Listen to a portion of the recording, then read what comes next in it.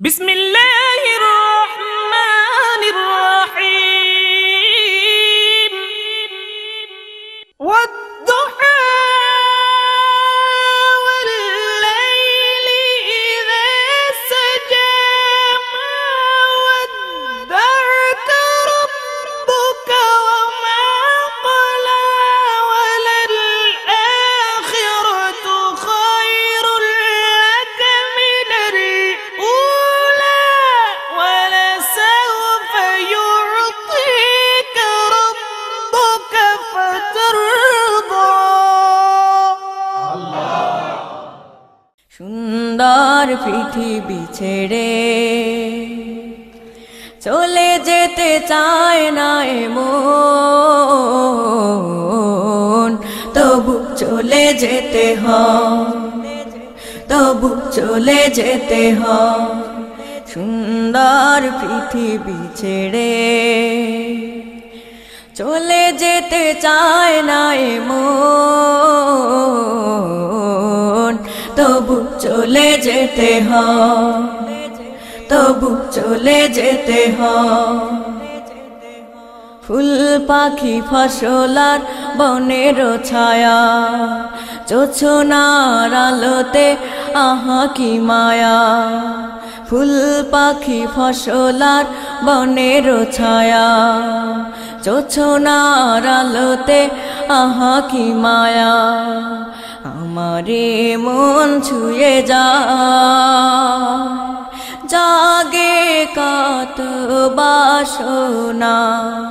রাঙাবো এ জীবন রঙের মেলায়, রাঙাবো এ জীবন রঙের মেলায়। রাঙানো শেষ না হতে চাওয়া পাওয়া, তবু চলে যেতে হয়, তবু চলে যেতে হয়।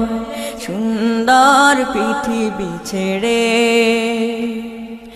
চলে যেতে চায় না এমন, তবু চলে যেতে হয়, তবু চলে যেতে হয়। সুখেরও দোচালা ছাউনি দিয়া, যত্ন করিয়া ঘর বাঁধিয়া। সুখেরও দোচালা ছাউনি দিয়া, যত্ন করিয়া ঘর বাঁধিয়া।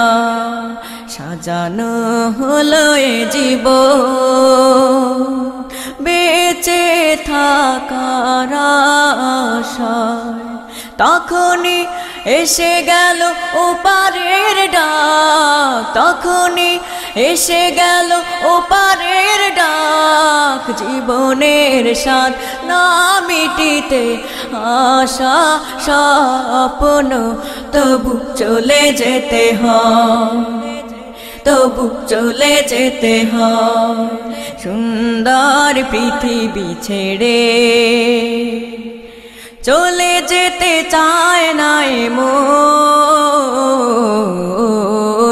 তবু চলে যেতে হয়, তবু চলে যেতে হয়, তবু চলে যেতে হয়, তবু চলে যেতে হয়।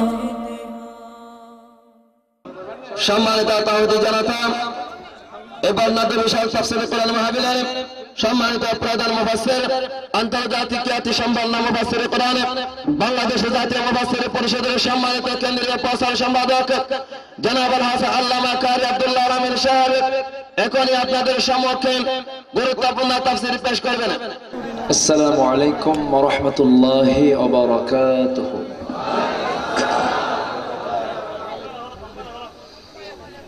إن الحمد لله الأكرم الذي خلق الإنسان وكرم وعلمه من البيان ما لم يعلم، فسبحان الذي لا يحصى امتنانه باللسان ولا بالقلم. نشهد أن لا إله إلا إلا الله وحده لا شريك له ونشهد أن سيدنا وحبيبنا ومولانا محمدا عبده ورسوله الذي أرسله بالحق بشيرا ونذيرا وداعيا إلى الله بإذنه وسراجا وقمرا منيرا فقد قال الله تعالى في كلامه المجيد وفرقانه الحميد أعوذ بالله من الشيطان الرجيم بسم الله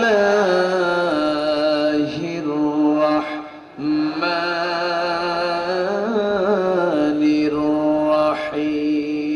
الرحيم والمؤمنون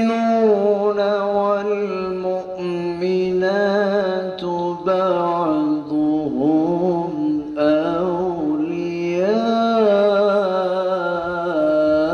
أولياء بعض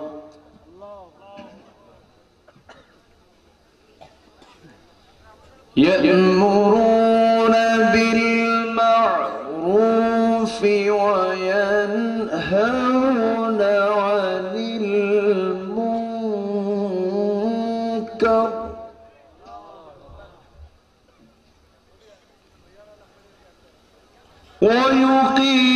ويقيمون الصلاة ويؤتون الزكاة ويطيعون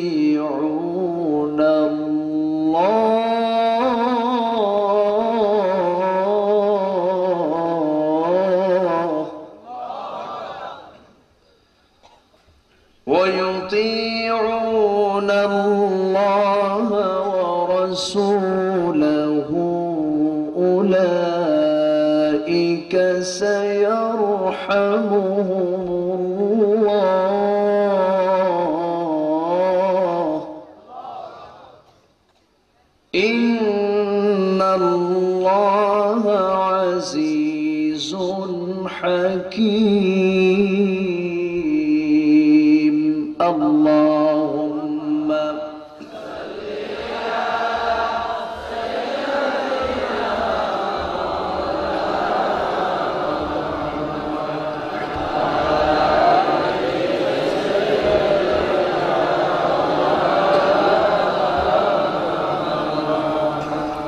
নবীর প্রতি দরদ মুহাব্বত ভালোবাসা সবার ভিতরে কম আছে না বেশি আছে?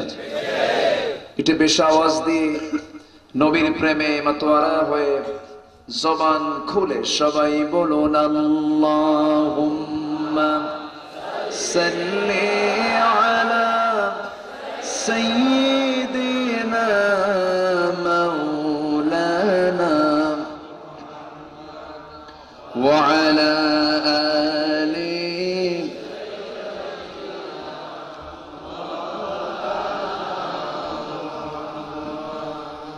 হে রাসূল তুমি যে আমার হৃদয় বাগে বুলবুল তোমার প্রেমের নিগূঢ় ছোঁয়ায় তাই তো হয়েছি ব্যাকুল হৃদয় বাগে বুলবুল আল্লাহুম্মা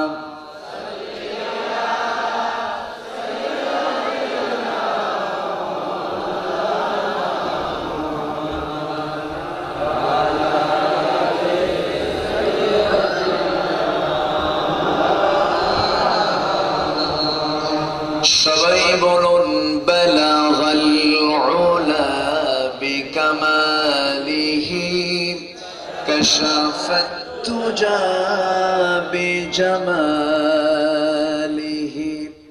حسنت جميع خصاله سلوا سراج الملة تمهي فخر دو عالم دلبار مولاه شريف الأنبياء نسخا كل أديان دغره بلغ العلا بكماله كشف الدجى بجماله حسنت جميع خصاله سلوا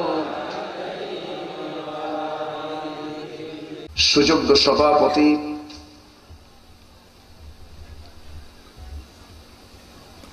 ইসলাম দরদি ব্যক্তিত্ব বিশিষ্ট সমাজসেবক জনাব আলহাজ হারুন রশিদ শিকদার আমার পূর্বে কথা বলেছেন প্রথিতযশ আলেমে দ্বীন বিশিষ্ট ইসলামী চিন্তাবিদ মাওলানা মামুন রশিদ নূরি সাহেব আমার বামে বসা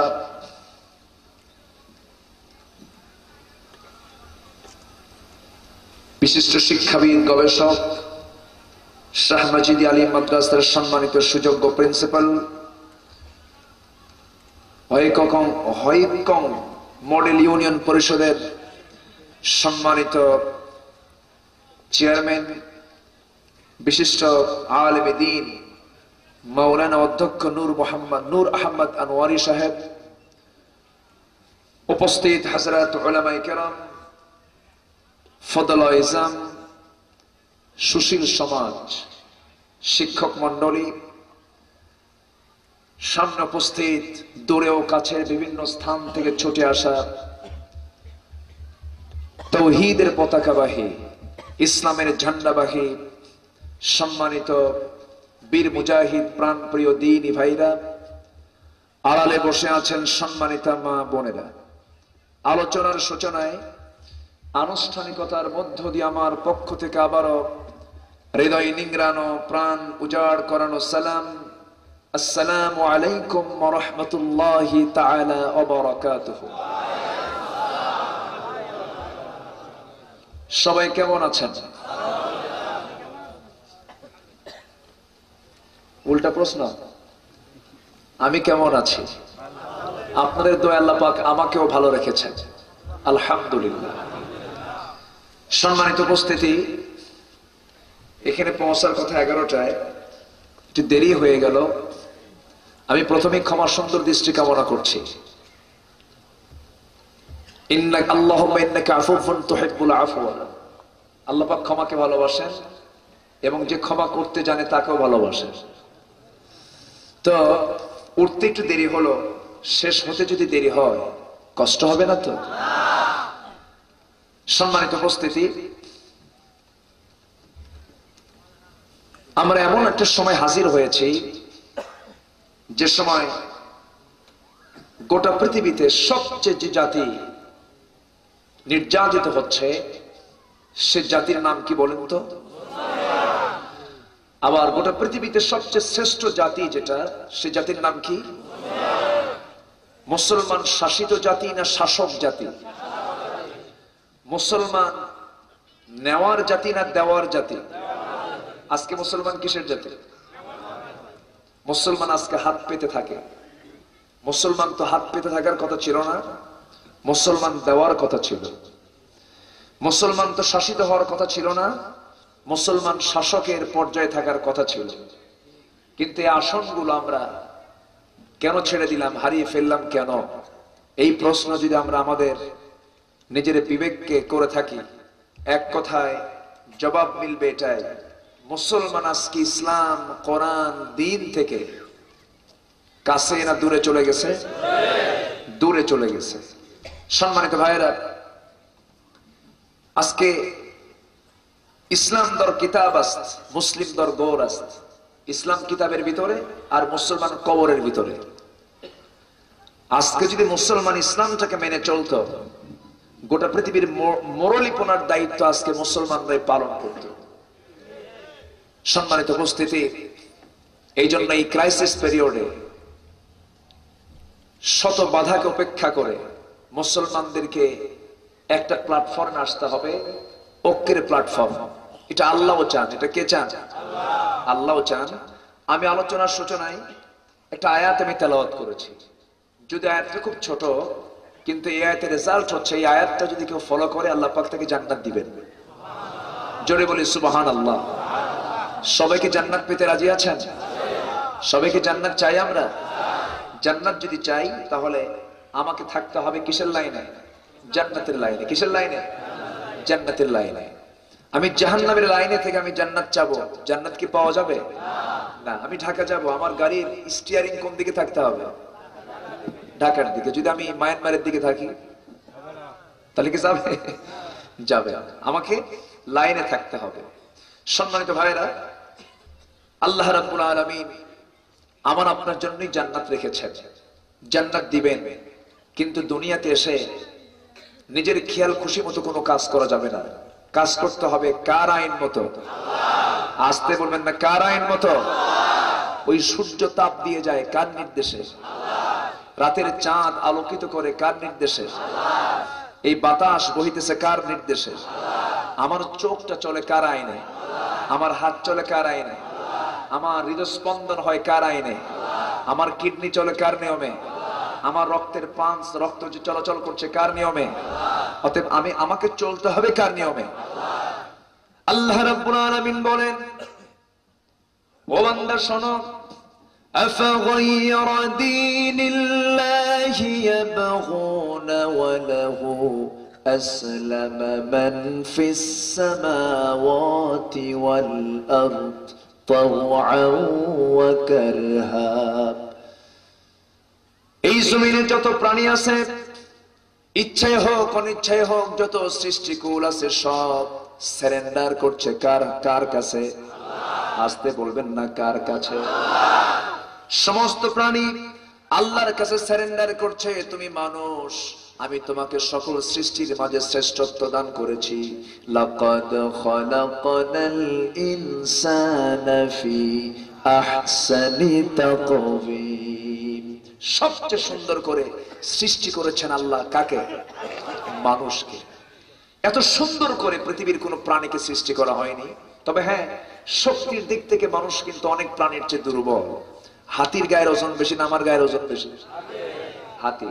অথচ হাতির উপরে মানুষ বসে থাকে না? শক্তি কম কিন্তু বুদ্ধি শুধু বেশি না, বুদ্ধি মানুষের আছে। আল্লাহ পাক মানুষকে দিয়েছেন জ্ঞান, বুদ্ধি, বিবেক, কর্মের স্বাধীনতা।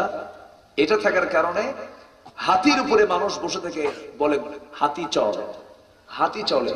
হাতি মেনে চলে মানুষের কথা। কার কথা? মানুষের কথা। তাহলে শক্তি দিয়ে কিন্তু কাম হয় না। কি দরকার? জ্ঞানের দরকার। এই জ্ঞান কে দিয়েছেন? আল্লাহ দিয়েছেন। কাকে দিয়েছেন? মানুষকে। অন্য কোন প্রাণীকে দেওয়া হয়েছে? আমার বন্ধুগণ, সকল দিক থেকে মানুষকে আল্লাহ রাব্বুল আলামিন শ্রেষ্ঠত্বের আসনে সমাসীন করেছেন। আল্লাহ রাব্বুল আলামিন এরপরে সুন্দর করে বলে দিলেন, হুয়াল্লাযী খালাকা লাকুম মা ফিল আরদি জামিআ।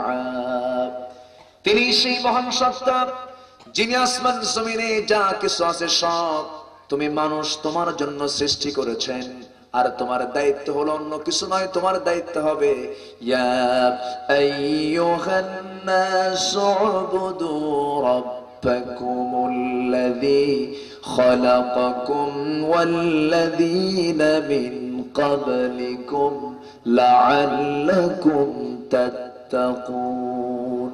জোরে বলুন আল্লাহু আকবার। তোমার দায়িত্ব হলো আল্লাহর গোলামি করা।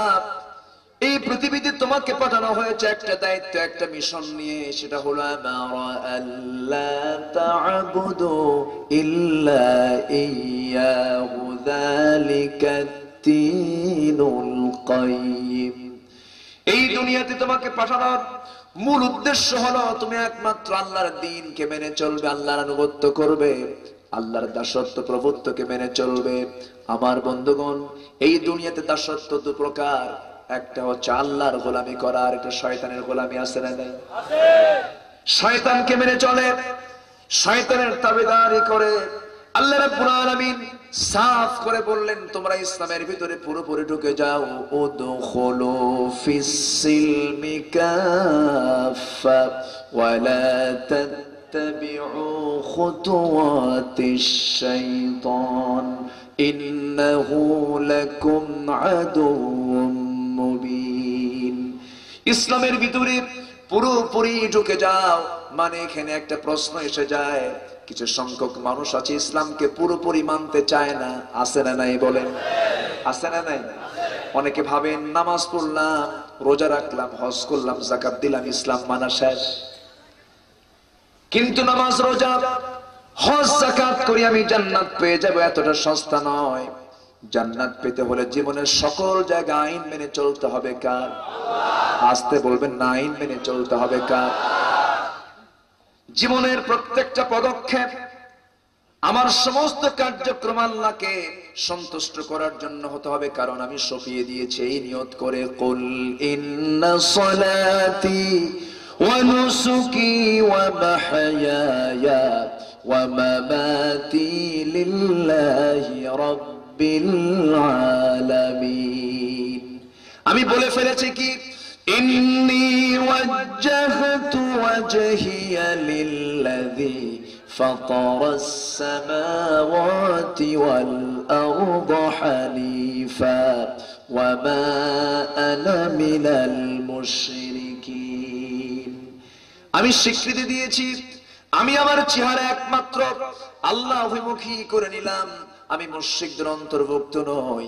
নামাজ পড়লাম, পুষ্পস্তবক অর্পণ করলাম, আমি মরা মানুষের কবরে গিয়া আমি ফুলের ফুল সজ্জা দিয়ে আসলাম, ফুল পুষ্পস্তবক মেরে আসলাম। এরপরে আমি নীরবতা পালন করলাম, মূর্তি বানায় নিলাম, মূর্তির সামনে প্রতিকৃতিতে আমি ফুল দিয়ে তাকে বরণ করলাম। এটা কি মুমিনের কাজ না মুশরিকের কাজ? আজ থেকে বললাম, মুমিনের কাজ না মুশরিকের কাজ? তাহলে আমি নামাজি, আমি এই সমস্ত শিরকের কাজ করলাম, আমার নামাজ কবুল হবে না? কি বলেন? নামাজ কিন্তু কবুল হবে না, কারণ আল্লাহ রাব্বুল আলামিন সাফ সাফ বলে দিয়েছেন। আল্লাহ রাব্বুল আলামিন বলেন, ইন্নাল্লাহা লা ইয়াগফিরু আন ইউশরাকা বিহি ওয়া ইয়াগফিরু মা দুনা যালিকা লিমান ইয়াশা। আল্লাহ রাব্বুল আলামিন বান্দার সকল গুনাহকে maaf করতে পারেন, সকল গুনাহ maaf করবেন, কিন্তু একটা গুনাহ কখনো maaf করবেন না। ওয়াদা করেছেন কে? আসতে বলবেন না, কে ওয়াদা করেছেন? আর সেই গুনাহ হলো শিরকের গুনাহ। শিরকের পরিমাণ আজকের সমাজে কমছে না বাড়ছে? শুধু একটা জায়গায় মূর্তি টাঙ্গানো বাদ ছিল, সেই জায়গায় মূর্তি লাগায় ফেলছে। আসতে কোন কেন? আসতে কেন? জোরে কোন ঠিক কিনা? সকল নবীরা এসেছেন মূর্তি বানানোর জন্য না মূর্তি ভাঙ্গার জন্য? আমাদের জাতির পিতাকে আসতে বলবেন না, কে? তাকে আগুনে নিক্ষেপ করেছিল কি করার জন্য? বলেন, সবার তো জানা আছে। আমার জাতির পিতা, আমার আব্বা জান, তাকে আগুনে আগুনে নিক্ষেপ করা হলো শুধুমাত্র অপরাধ তিনি মূর্তিগুলো ভেঙেছিলেন। সবাই বলল, চলো আমরা ওকাজ মেলায় যাবো। আমি যাবো না। কেন? আমার অসুখ। কি অসুখ? মূর্তি ভাঙ্গা অসুখ। কি ভাঙ্গা অসুখ? আর আমাদের কি অসুখ? মূর্তি বানানো অসুখ। মূর্তি বানানো অসুখ। আমার বাপ করলেন কি আর আমি করলাম কি? আজকে রাস্তার মোড়ে মোড়ে সব জায়গায় মূর্তি দিয়ে সয়লাব। মূর্তির পক্ষে যদি ইসলাম থাকতো, আমার নবীর অন্তত একটা মূর্তি আমরা দেখতে পেতাম। তার কি মূর্তি আছে? তার কি মূর্তি আছে? তার সম্মান তো চলে গেছে নাকি? মূর্তি টাঙ্গায়া মূর্তি স্থাপন করে সম্মান অর্জন করা যায় না, বরঞ্চ মূর্তির সঙ্গে জাহান্নামের সম্পর্ক। সম্মানিত ভাইয়েরা, কষ্ট হচ্ছে? আমার মূল লক্ষ্য হবে আমি কাকে সন্তুষ্ট করতে চাই। আসতে বলবেন না, কাকে সন্তুষ্ট করতে চাই? আমি কার পাগল হব? কার পাগল? এক টিচার ক্লাসে ঢুকেছে, ছাত্রকে জিজ্ঞেস করতেছে, এই তোমার জীবনের লক্ষ্য উদ্দেশ্য কি? বিয়ে করা। ছাত্র উত্তর দেওয়া মতো শিক্ষক খেপে গিয়ে বলে, আমি তোমার এই জাতীয় প্রশ্ন করছি নাকি? তুমি জীবনে বড় হয়ে কি হতে চাও? জামাই। শিক্ষক বিরক্ত হয়ে বলে, একই ঘুরে ফিরে উত্তর দাও, তুমি কি বোঝো না আমার কথা? তুমি জীবনে বড় হয়ে তোমার আব্বা আম্মাকে তুমি কি উপহার দিতে চাও? নাতি নাতনি। ওকে যা প্রশ্ন করে সব মূল লক্ষ্য হলো ও বিয়ে করবে। কি করবে?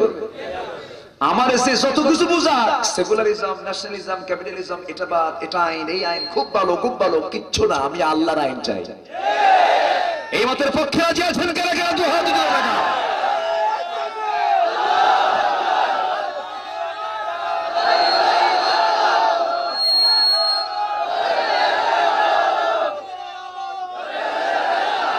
আল্লাহ সবার হাতকে কবুল করুন, জোরে বলি আমিন, আরো জোরে আমিন।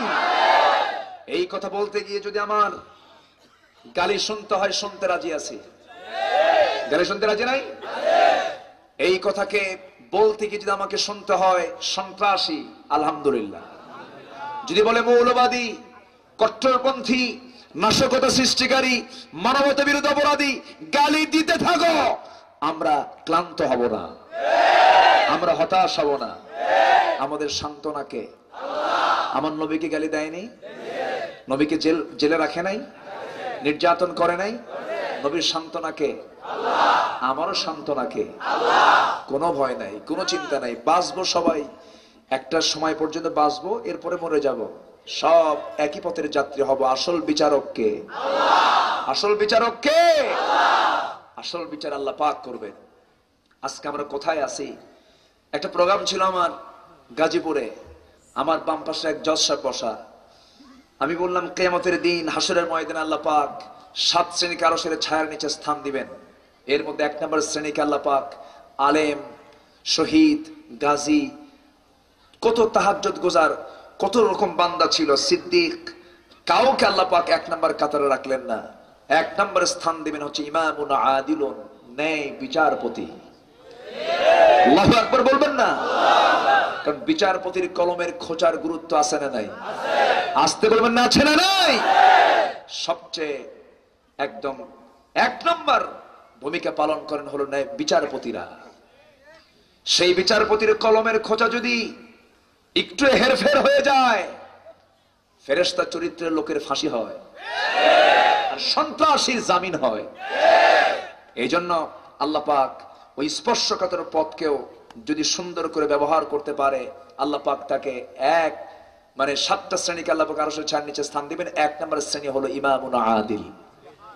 আমি এই কথা যখন বলতেছিলাম, ওই জজ সাহেবের চোখের কোনা বেয়ে টপ টপ করে পানি পড়তেছে। আমি বললাম, স্যার আপনি কাঁদেন কেন?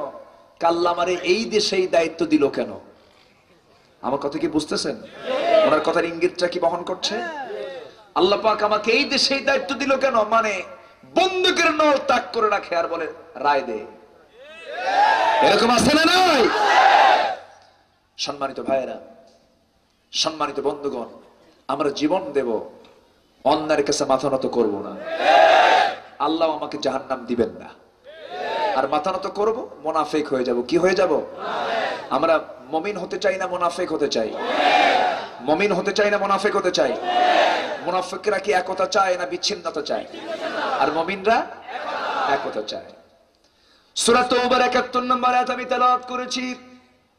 আল্লাহ রাব্বুল আলামিন বলেন, ওয়াল মুমিনুনা ওয়াল মুমিনাতু বা'দুহুম আউলিয়াউ বা'দ ইয়া'মুরুনা বিল মা'রুফি ওয়া ইয়ানহাউনা 'আনিল মুনকার ويقيمون الصلاة ويؤتون الزكاة ويطيعون الله ورسوله أولئك سيرحمهم الله إن الله عزيز حكيم জোরে বলুন আল্লাহু আকবার।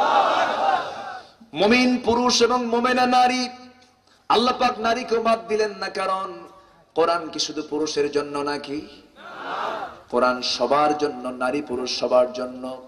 মুমিন পুরুষ এবং মুমিনা নারী এরা হবে পরস্পরের বন্ধু। মানে সমস্ত কাজের জানজাম দেবে, ইকামতের দিনের যে কাজ করবে শুধু পুরুষ না, নারীরও দায়িত্ব আছে না নাই বলেন? এই আয়াতটা তার বড় প্রমাণ। পরস্পরে তারা বন্ধুত্বের প্রাচীর গড়ে তুলবে। সেই বন্ধুত্ব আমরা হারিয়ে ফেলেছি, সেই হারানো ঐতিহ্য আমাদের ফিরে আনতে হবে। সাহাবীদের ভিতরে ভ্রাতৃত্বের বন্ধন এতটা মজবুত ছিল যে দেখুন তাদের স্বপ্ন পর্যন্ত এক হয়ে যেত। যেরকম সুবহানাল্লাহ। সাহাবীর জন্য নিজের বউকে তালাক দিয়ে দিয়েছেন। মক্কার মুহাজির সাহাবীরা মদিনায় গিয়ে আশ্রয় নিয়েছেন। স্ত্রী পরিবার পুত্র ছেড়ে খেজুরের পাকা বাগান ছেড়ে দিয়া মদিনায় চলে আসছেন নবীর মহাব্বতে, দিনের মহাব্বতে। বউ ছাড়া কতদিন থাকেন তারা? মদিনার আনসার সাহাবী যাদের একাধিক স্ত্রী ছিল, প্রিয় স্ত্রীকে তালাক দিয়ে বলেছে, স্ত্রী আমি তোমাকে তালাক দিতাম না, কিন্তু আমার দুইটা বউ, আমার মুহাজির ভাইয়ের একটা বউ নাই। নিজের স্ত্রীকে তালাক পর্যন্ত দিয়ে দিয়েছেন, সম্পত্তি ভাগ করে দিয়ে দিয়েছেন। এমন উদার মুসলমানদের ভিতরে ছিল, উদারতা ছিল। আমার বন্ধুগণ, আমার নবীজি ইন্তেকাল করেছেন। ইন্তেকালের বেশ কিছু পরে আমার নবীজি একদিন স্বপ্নের মধ্যে দেখালেন, হযরত আলী স্বপ্নের মধ্যে, ঘুমের মধ্যে দেখতে পাচ্ছেন রাসূল তার দরজায় হাজির হয়ে গেছেন। হাতের মধ্যে এক টোপলা খেজুর গুলো নিয়ে আমার নবীজি তার পাশে বসলেন। পাশে বসে বলছেন, আলী অনেকদিন যাবত তোমার সঙ্গে সাক্ষাৎ হয় না, আজকে সাক্ষাৎ করতে এসেছি, মুখটা ফাঁকা করো। মুখটা ফাঁকা করলেন, তিনটা আঙ্গুলে একটা খেজুর হাতের মধ্যে তুলে নিয়ে তার মুখে উঠায়া দিলেন, বিসমিল্লাহ বলে খাওয়ায়া দিলেন। স্বপ্নের মধ্যে খেয়ে তার ঘুমটা ভেঙে গেল। ঘুম থেকে জাগা পেয়ে দেখেন তার জিহ্বার ভিতরে তাজা খেজুরের স্বাদ ফুটে উঠেছে। যেরকম সুবহানাল্লাহ। হযরত আলী আবেগ আপ্লুত হয়ে পড়লেন, ওযু বানালেন, নামাজে দাঁড়ালেন, নামাজ শেষ করলেন। নামাজ পড়ার জন্য, ফরজ নামাজ পড়ার জন্য, ফজর নামাজ আদায়ের জন্য মসজিদ পানে ছুটে চললেন। সেই সময় নামাজের দায়িত্ব পালন করছেন অর্ধ পৃথিবীর শাসনকর্তা ওমর ফারুক রাদিয়াল্লাহু তাআলা আনহু। একদিকে শাসনকর্তার দায়িত্ব পালন, আরেকদিকে মসজিদের ইমামতির দায়িত্ব পালন। আলহামদুলিল্লাহ। এমন চিত্র যদি আমার দেশে কোনোদিন কায়েম হয়, আল্লাহর কসম করে বলি জান্নাতের টুকরা হয়ে যাবে। আজকে কি সেই চিত্র আছে? আজকে মুসলমান নেতৃত্ব দেয়, মুসলমান পরিচয় দেয়, নেতৃত্ব দেয়, হুজুর ফরজ কয়টা জানে না। এরকম নেতা আমার দেশে আছে না নাই? আসতে বলবেন না, আছে না নাই? আছে। আমার কোথায় আছে? সম্মানিত বন্ধুগণ, মুসলমানদের ভিতরে সেই ভ্রাতৃত্ব আমরা হারিয়ে ফেলেছি। হযরত ওমর ফারুক রাদিয়াল্লাহু তাআলা আনহু নামাজের দায়িত্ব পালন করলেন, আবার তিনি অর্ধ পৃথিবী চালাতেন। একদিকে ইমাম, আরেকদিকে শাসনকর্তা। ব্যক্তি কয়জন? আসতে বলবেন না, ব্যক্তি কয়জন? যখন ব্যক্তি দুজন হয়ে গেছে, রাষ্ট্রপতি একজন, ইমাম আরেকজন, সেই জায়গা থেকে স্বৈরাচারী ঢুকে গেছে। ঠিক কিনা? ইমাম আর রাষ্ট্রপতি একজন হতে হবে। কয়জন হতে হবে? একজন। আমার বন্ধুগণ, এটা তো চেঞ্জ হয়েছে, আরো কিছু চেঞ্জ হয়ে গেছে। নেতৃত্ব এসেছে বংশ পরম্পরায়। যোগ্যতা থাকুক আর না থাকুক, নেতা হয়ে যায়। বাপ ছিল, বেটা তার নেতা। কি ঠিক কিনা? আছে না? পীরদের মধ্যে আছে না নাই বলেন? সব পীরকে আমি গাল মন্দ করি না, পীরদের মধ্যে ভালো আছে, আবার ভুল বুঝবেন না। কিন্তু পীর ভালো ছিলেন, তার ছেলে ভালো হবে এমন কোন গ্যারান্টি আছে নাকি? ছেলের নামাজ নাই, কালাম নাই, মুখে দাড়ি নাই, মোছও নাই, লম্পট দুশ্চরিত্র, বাপ ভালো। এখন বাপ পীর, ওটাও পীর। আছে না নাই? আসতে কেমন আছে না নাই? আছে। সম্মানিত ভাইয়েরা, আমার নবীর সিলসিলাতে এরকম ছিল না। আমার নবী যে দুনিয়া থেকে বিদায় নিয়েছেন, বিদায়ের সময় তো বলে যেতে পারতেন, আমার জামাতা আলী, আমার জামাতা ওসমান, আমার পরবর্তী খেলাফত সে গ্রহণ করবে। বলেছেন? আসতে কেমন না বলেছেন? বলেন নাই। বরঞ্চ তিনি না বলে দুনিয়া থেকে বিদায় নিয়েছেন। যোগ্যতার মাপকাঠিতে, তাকওয়ার মাপকাঠিতে যিনি 1 নম্বর আবু বকর প্রথম খেলাফতের দায়িত্ব পালন করেছেন, জোরে কোন সুবহানাল্লাহ। হযরত আবু বকর সিদ্দিক রাদিয়াল্লাহু তাআলা আনহু ইচ্ছে করলে বলতে পারতেন আমার পরবর্তী খেলাফতের মাসনাদে আসবে আমার উপযুক্ত যোগ্যতা সম্পন্ন ছিল আব্দুর রহমান ইবনে আবু বকর। তিনি তা কিন্তু বলেন নাই, তিনিও চলে গেলেন। পরবর্তী যোগ্যতার মাপ করে দিয়ে এসেছেন ওমর ফারুক রাদিয়াল্লাহু তাআলা আনহু। হযরত ওমর ফারুক বলতে পারতেন আমার পরবর্তী খেলাফতের মসনদে চলে আসবে আমার ছেলে, উপযুক্ত ছিল আব্দুল্লাহ ইবনে ওমর, তাও তিনি করলেন না। উপযুক্ত যোগ্যতার মাপ করে দিয়ে পরবর্তীতে আরেকজন চলে আসলেন। আমার বন্ধুগণ, আমার নবীজির সুন্নাত, আমার নবীজির পন্থা যদি অবলম্বন আজকে হতো, সমাজের মধ্যে স্বৈরাচারী থাকতো না। একজন বাপ নিয়ে ব্যস্ত, আরেকজন স্বামী নিয়ে ব্যস্ত। কি আসতে কোন কেন জনগণ, ঠিক কিনা? আমরা কাউকে নিয়ে ব্যস্ত থাকতে চাই না, আমরা ব্যস্ত নিয়ে থাকতে চাই কাকে? আসতে বলবেন না কাকে? আমাদের মূল নেতা হচ্ছেন মুহাম্মদ সাল্লাল্লাহু আলাইহি ওয়াসাল্লাম। সম্মানিত ভাইয়েরা, আজকে ইমান বিধ্বংসী কিছু দরবার আমার দেশে তৈরি হয়েছে। কত যে মাজার আমার দেশে। মাজার শব্দটাতে কেমনে আসলো মুরব্বী আমার বুঝে আসে না। আচ্ছা, মাজার শব্দ কি আরবি শব্দ? আমি তো খুঁজে পাই না, এটা কোথায় পাইছে? কবর, কোন কবর অথবা আচ্ছা মাজারি, যেগুলো মাজার লেখে, মাজারের সামনে যদি আমরা দাঁড়াই তখন আমরা সালাম দেই না? কি বলে? আসসালামু আলাইকা হালাল মাজার। কি করি? কেন? মাজার তো লেখা আছে মাজার, আসসালামু আলাইকা হালাল মাজার। তা বলি কি আমরা আসসালামু আলাইকা হালাল? তাহলে সালাম দিলাম কবরকে, কবরকে লক্ষ্য করে, তাহলে মাজার নাম কেমন হয়? আমার তো এটাই বুঝে আসে না। আমার নবীজির কবরের নাম হচ্ছে মাকবারাতুন নবী সাল্লাল্লাহু আলাইহি ওয়াসাল্লাম, মাকবারাতুন নবী। ওখানে তো কোনো মাজার চেনে না। আমার দেশে বিশেষ কোন লোক মারা গেলেই মাজার শরীফ, আবার শরীফও লাগায়। আমার এই সমস্ত কথাগুলো হয়তো শুনে অনেকে ভাববে যে হুজুর এই যে লেগে গেল, কিন্তু দেখেন আপনি বলেন আমি সালাম দিচ্ছি কবর লক্ষ্য করে আর বলতেছি মাজার, তাহলে কি এটা কি পরস্পর বিরোধী হয়ে গেল না? পরস্পর বিরোধী হয়ে গেল।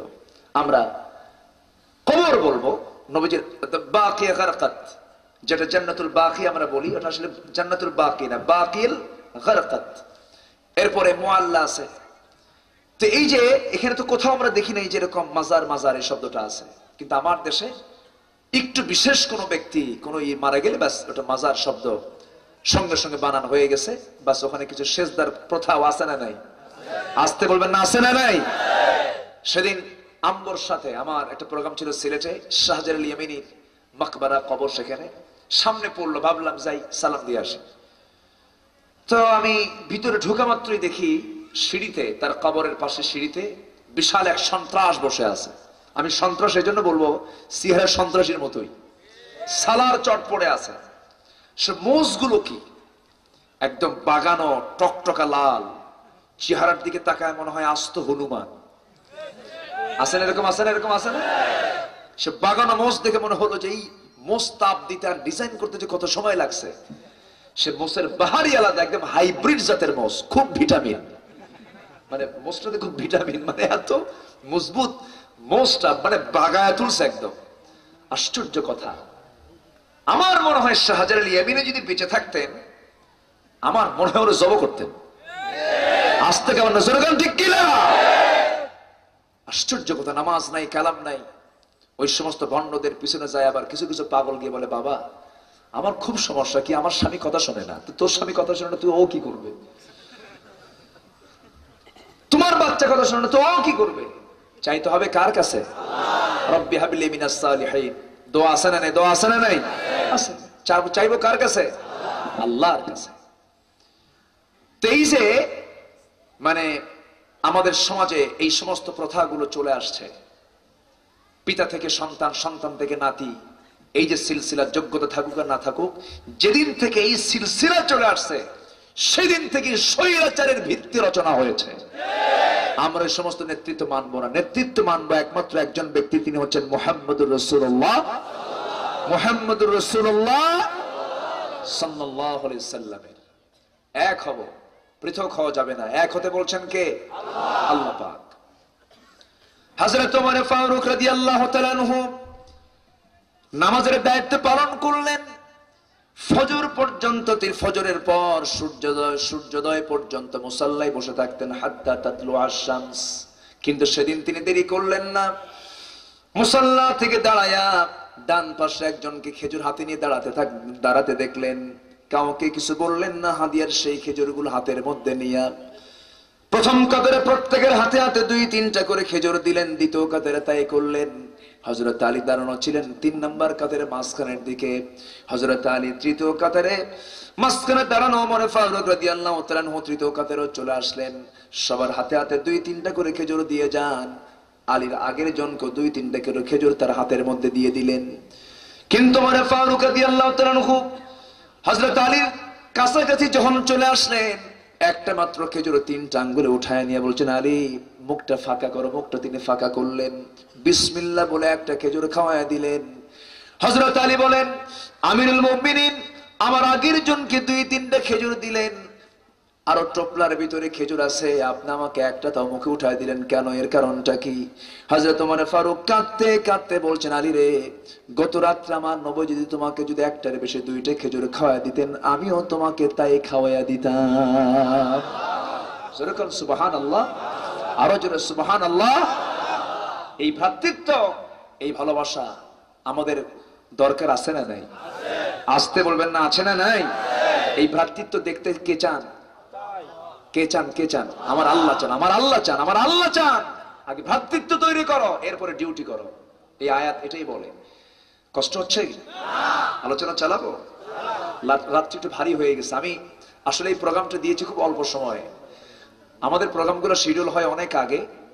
নূর মোহাম্মদ ভাই ছাড়বেন না, আমাকে নেবেনই। আমি বললাম, দেখেন আমার একটা প্রোগ্রাম আছে সেদিন, তো দেখেন তো এর সঙ্গে যদি নেওয়া যায়, হুজুর তাই দেন। আমি এরকম করে প্রোগ্রাম নেই না সাধারণত, একটু কষ্ট হয়, আমারও শারীরিক কষ্ট হয়। গতকালকে আমি ছিলাম কলকাতায়, তার আগের দিন ছিলাম ত্রিপুরায় মাহফিল ছিল। কালকে কলকাতা হয়ে আজকে দেশে ঢুকে এই ফ্লাইটে কক্সবাজার চলে আসছে। তো আমি তো ভাবছিলাম যে আজকে 12:30টার পরে যাইয়া জনগণের হাতে কি পিটুন টিটুন খাবে কি। কিন্তু আপনারা যে এত ভালো মানুষ, বলি আলহামদুলিল্লাহ, জোরে বলি আলহামদুলিল্লাহ। এত সুন্দর মানুষ, কোন নড়াচড়া নাই, মনে হয় যে রাত যে হয়েছে টেনশনও নাই। বাড়ি যাবেন না আপনারা? বাড়ি যাবেন না? বলি আলহামদুলিল্লাহ।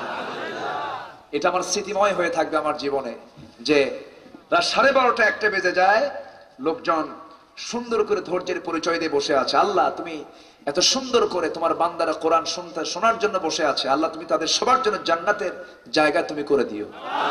জোরে বলি আল্লাহুম্মা আমিন, আরো জোরে আল্লাহুম্মা আমিন। সম্মানিত ভাইয়েরা, সম্মানিত বন্ধুগণ, আমরা মুমিন, আমরা ইমানদার। কাকে বিশ্বাস করি? দেখে না না দেখে? অনেকে চুপ করে আছে। দেখে না না দেখে? বিশ্বাস করার শর্তই হলো আল্লাযীনা ইউমিনুনা বিল গায়ব। না দেখে বিশ্বাস করতে হবে, এটা শর্ত। আল্লাহকে দেখা যাবে না দুনিয়াতে? আল্লাহকে দেখা যাবে না। নাস্তিকরা কয় আল্লাহ দেখি না, মানবো কেমনে? আল্লাহ দেখি না, মানবো কেমনে? তারা দেয় যুক্তি, তারা দেয় কি? আর আমরা কি দেই? দলিল। আমরা কি? দলিল। আল্লাহ কি যুক্তি চান না দলিল চান? আমাদের দলিল কি? কোরআন। আর ওদের কি? যুক্তি। শয়তান কি দেয়? যুক্তি। আল্লাহ কি দেন? দলিল দেন। আমরা যুক্তিবাদী না, আমরা দলিলে বিশ্বাসী। আমরা কিসে বিশ্বাসী? দলিলে বিশ্বাসী। দলিলটা কি? দলিলটা কি? কোরআন। শয়তান যুক্তি দেয়। আল্লাহ কয় উসজুদু লি আদম, আদমরে সিজদা কর। কেন? খলাকতানি মিন নার, তুমি আমাকে সৃষ্টি করেছো আগুন দিয়ে। ওয়া খলাকতাহু মিন তিন, তুমি তারে সৃষ্টি করেছো মাটি দিয়ে। আমি সিজদা করব। দেখেন কি দেখাচ্ছে? কি দেখায়? যুক্তি। কিন্তু মুমিন কোনো যুক্তি দেখাবে না। মুমিন বলবে না, সামিআনা ওয়া আতা'না, শুনলাম মানলাম। আল্লাহু আকবার। এই যে মুমিনের কথা।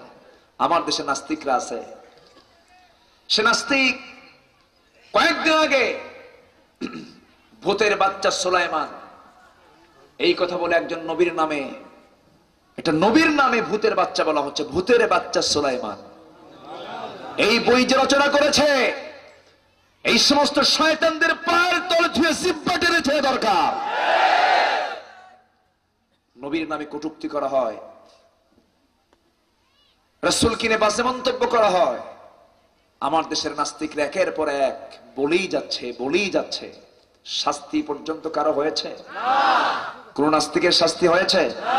আল্লাহওয়ালার শাস্তি না, এটা শাস্তি নয়, এটা পরীক্ষা। এটা কি পরীক্ষা? ইয়াহইয়া আলাইহিস সালাতু ওয়াস সালামকে জব করা হয়েছে। ইয়াহইয়া আলাইহিস সালাতু ওয়াস সালামকে জব করে নবীর মাথা রানীর সামনে উপহার দিয়েছে। জাকারিয়া আলাইহিস সালাতু ওয়াস সালামকে করাত দিয়ে চিরে দু টুকরা করে শহীদ করে দেওয়া হয়েছে। এটি ইতিহাস। খাব্বাব রাদিয়াল্লাহু আনহুকে মারতে মারতে জ্বলন্ত অঙ্গারের উপরে পিঠ চেপে ধরা হয়েছে। চর্বি গলে গলে পিঠের মধ্যে আগুনগুলো ঢুকে গেছে। মুখ থেকে খাব্বাবের বের হয়েছে লা ইলাহা ইল্লাল্লাহ। হযরত ওমর ফারুক রাদিয়াল্লাহু আনহু একদিন তার খেলাফত আমলে তার পিঠে হাত দিয়েছেন। পিঠে হাত দেওয়া মাত্রই দেখেন তার নখ তার পিঠের মধ্যে ঢুকে গেছে। বললেন, খাব্বাব তোমার পিঠ এত গর্ত কেন?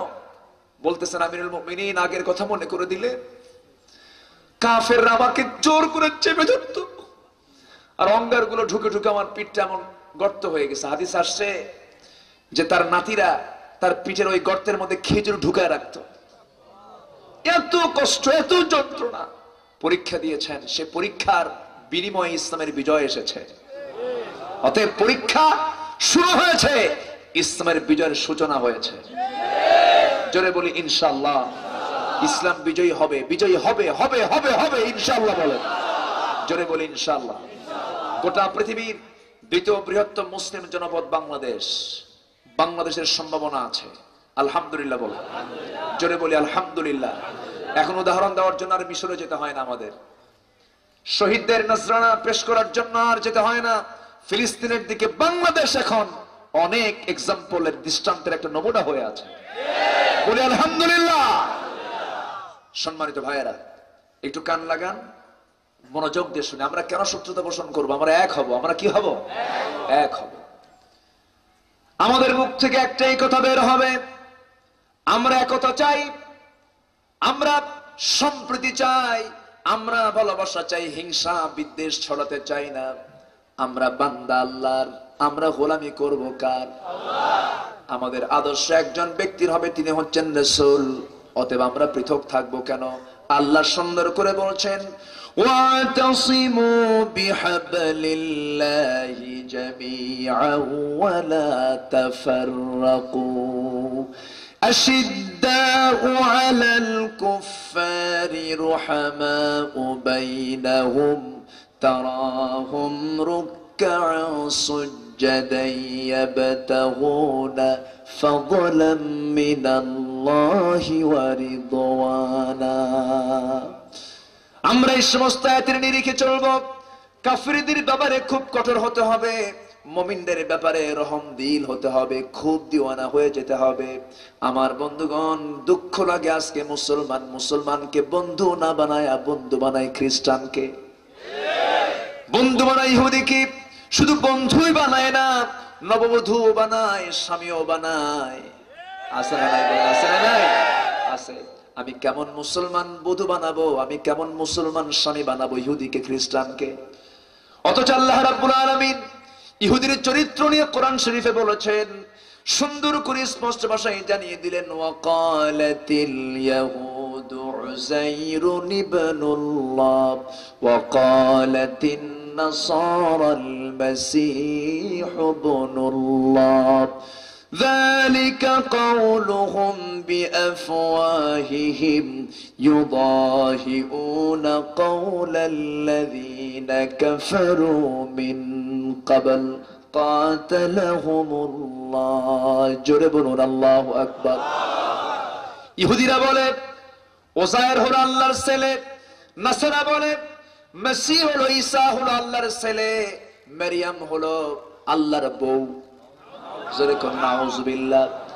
আমার বন্ধুগণ, মজা করে বলি, এক নাস্তিক বলতেছে, এক খ্রিস্টান বলে আল্লাহর তো বেটা আছে।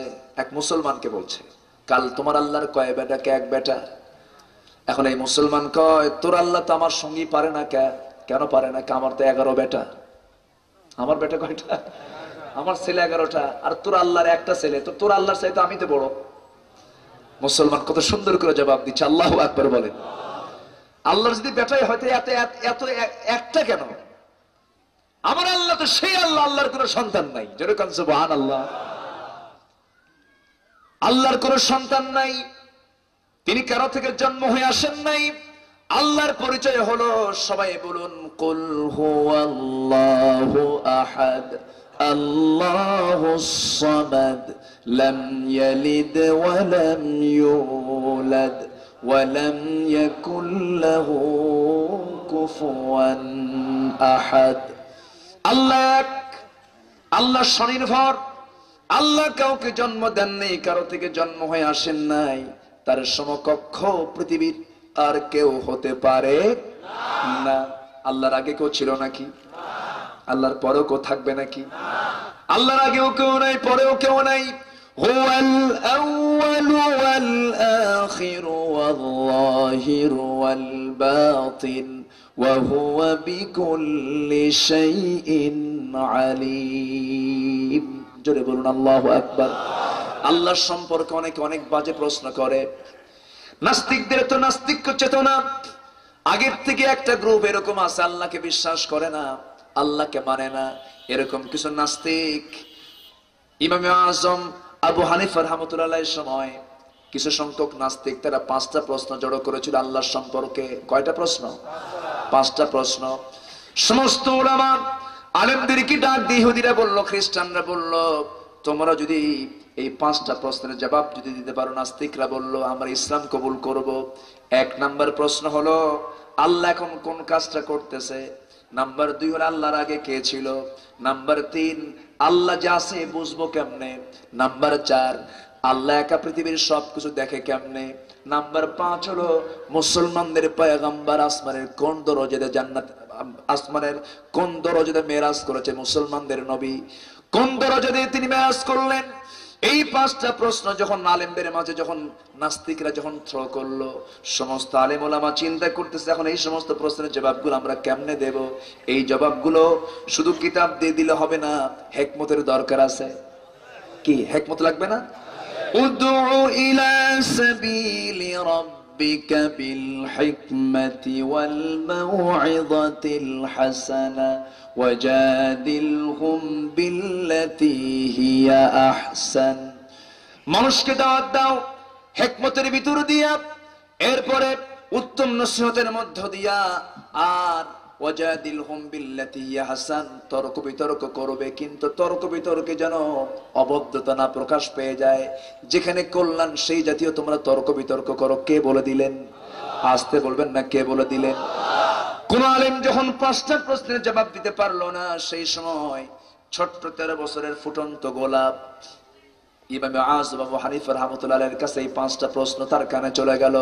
মনে মনে চিন্তা করলেন, এই 5টি প্রশ্নের জবাব যদি আমাকে সুযোগ দেওয়া হয়, এই 5টি প্রশ্নের জবাব আমি নিজে দিয়ে দেব। ওই সময় তিনি 1 লক্ষ হাদিস মুখস্থ করে ফেলেছেন। তার বাবা সাহাবী ছিলেন, তিনি সাহাবীর নামাজ দেখে নামাজের মাসলা লিখেছেন। আর শাহ আবু হানিফাকে নিয়ে আজকে কিছু কিছু কাঠমোল্লা বাজে মন্তব্য করে। আছে না নাই? আছে না নাই? আজ থেকে মানে আছে না নাই? উনি কি হাদিস ফলো করেন না? উনি কি হাদিস ফলো করেন না? এরকম জাতীয় কথা বলা হয়, বাজে কথা। আবু হানিফা রাহমাতুল্লাহ আলাইহি ওই সময়ের জন্য যা প্রয়োজন ছিল, আল্লাহ পাক তাকে সেই চাহিদা পূরণ করে দিয়েছেন। যেরকম সুবহানাল্লাহ। তার মৃত্যু বাড়িতে না জেলখানায়? বাড়িতে না জেলখানায়।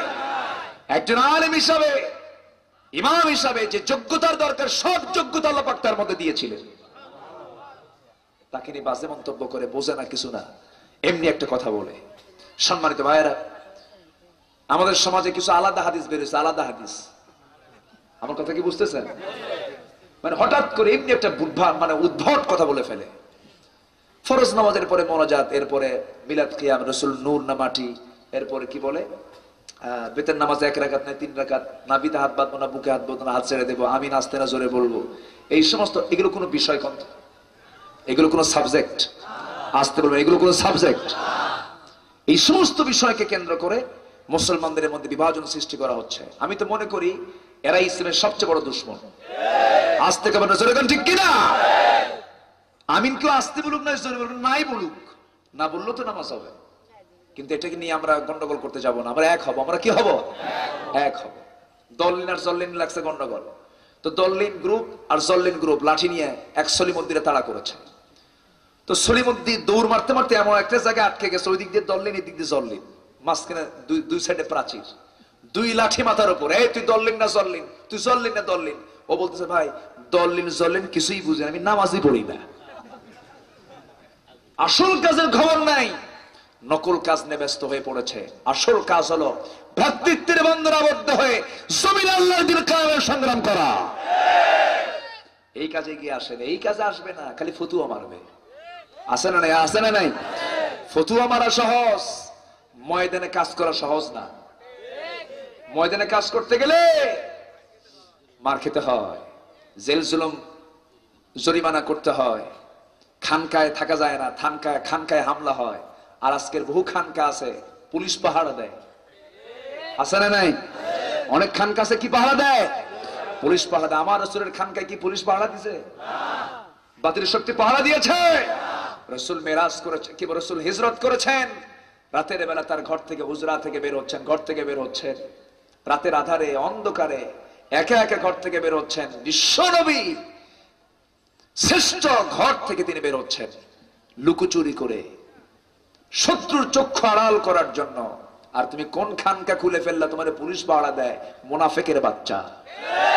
আজ থেকে বলেন সুরগান ঠিক কিনা? আজকে রাজধানীগুলো দখল করেছে, রাজধানীতে সব মাহফিল, সব ওয়াজ মাহফিল, এক শ্রেণীর পীররা ওই মাহফিল গুলো করতেছে, প্রশাসন কন্ট্রোল করছে, একটা তাফসীর মাহফিল হতে দিচ্ছে না। সম্মানিত ভাইরা, মাহফিল গুলো গ্রামে গঞ্জে হয়, এখানেও বহু সমস্যা। আমার গত কয়েকদিন আগে মাহফিল ছিল পিরোজপুর জেলার সাইদখালী গ্রামে। কথা কি বুঝতেছেন? আচ্ছা, যে মাহফিলটার বয়স হচ্ছে 47 বছর। আমি গেলাম তৃতীয় দিন, প্রথম দুদিন হয়ে গেছে কোনো মতো। শেষ দিন জিয়ানগর উপজেলার এরিয়াতে যখন আমি গাড়ি নিয়ে ঢুকলাম, মাহফিল কমিটির এক ভাই এসে বলতেছে, হুজুর গাড়ি থেকে নামেন।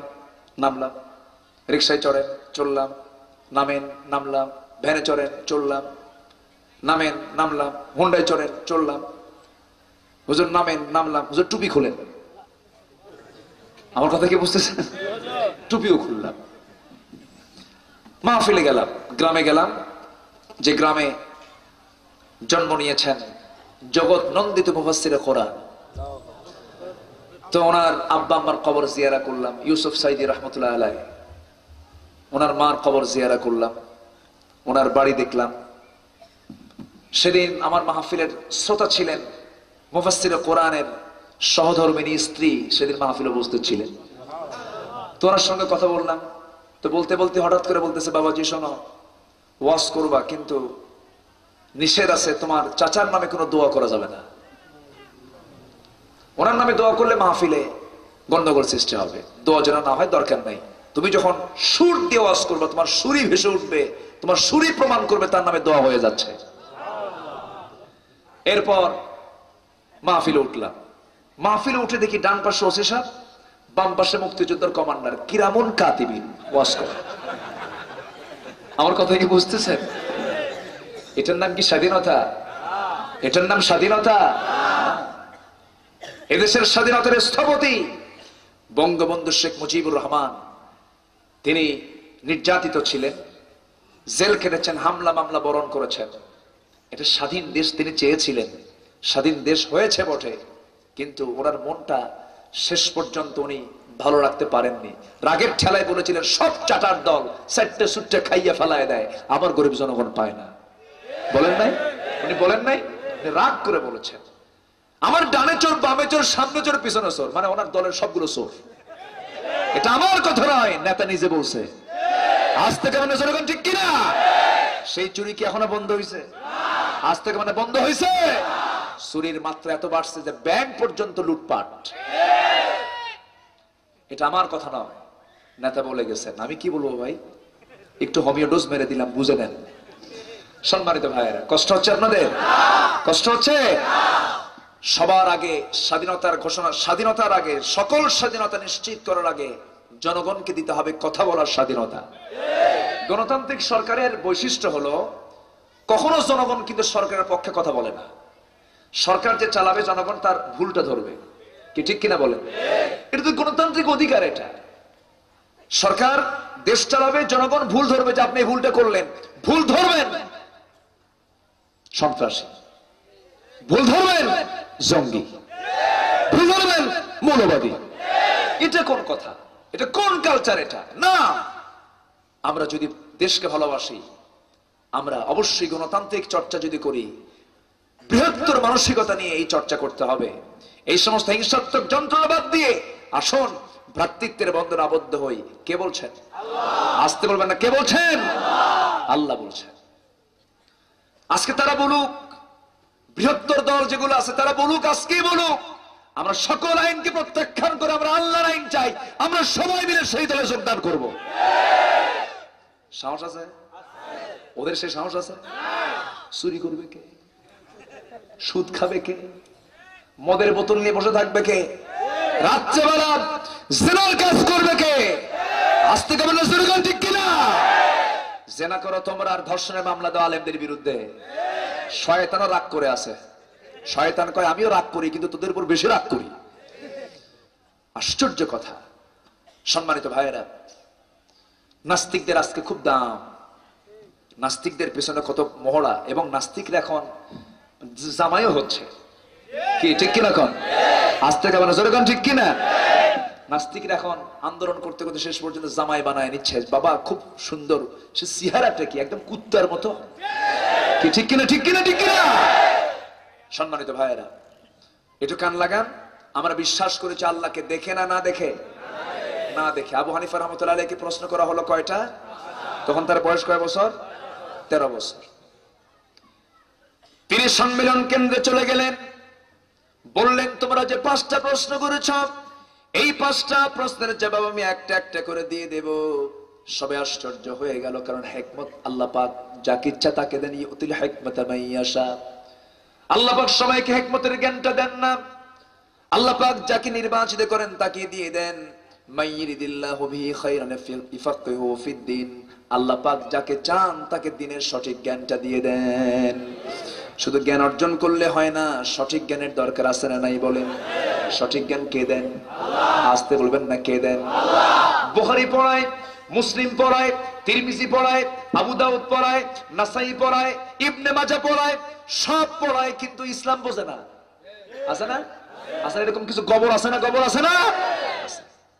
বাহরুল উলুম বলা হয়, অনেক জ্ঞান, অনেক কিছু বোঝে। আবু জেহেলের আসল নামটা কি? আবু জেহেলের আসল নামটা কি?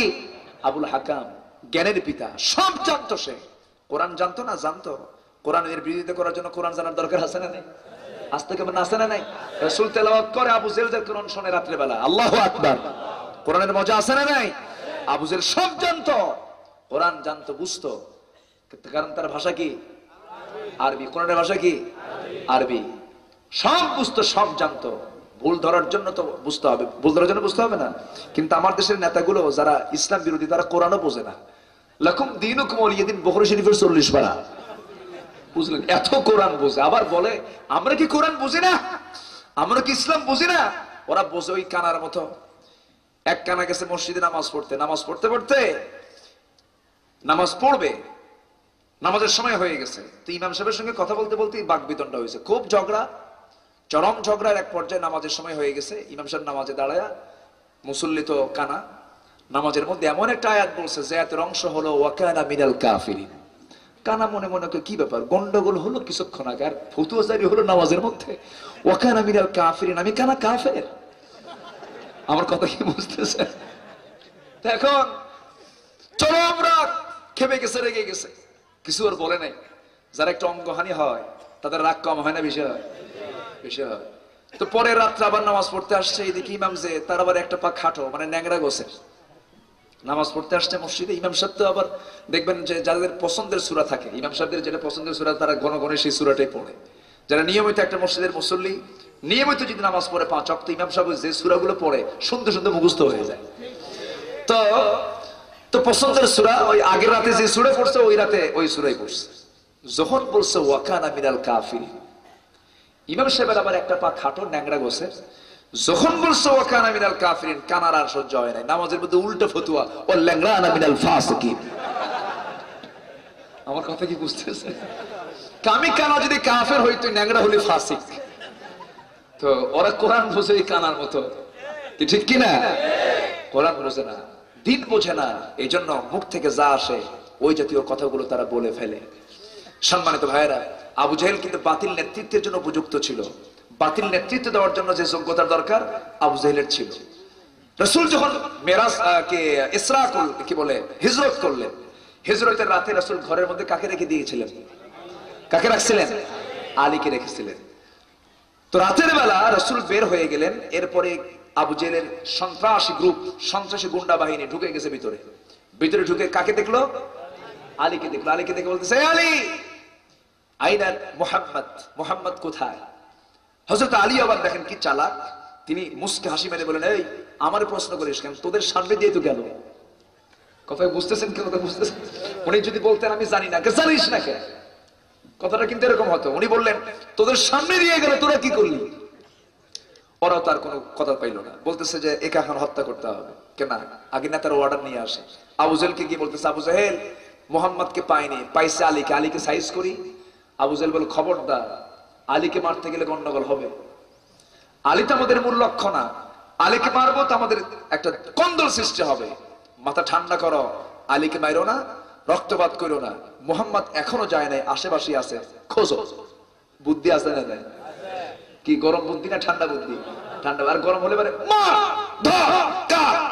কি ঠিক আছে না? যেরকম এখন হয়, এখন আছে না নাই?